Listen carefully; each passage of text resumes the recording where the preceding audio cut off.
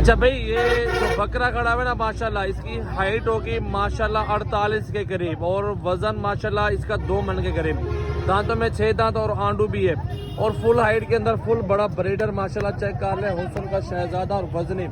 अभी तो मेरा भाई 3 महीने और पड़े हुए हैं। 3 महीने इसकी खिदमत की जाए ना, अल्हम्दुलिल्लाह बेहतरीन बकरा बन जाएगा। और ऐसी चीज़ मेरे भी किस्मत वालों को मिलती है। हर शहर और हर जगह पे ऐसी नस्ल नहीं पाई जाती।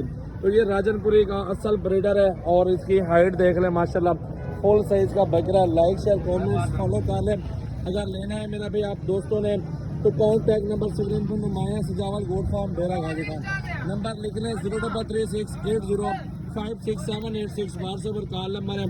तो बकरा देख ले माशाल्लाह, हैवी वेट वजनी भारा बकरा और फुल साइज का। तो अभी कॉल कर लें।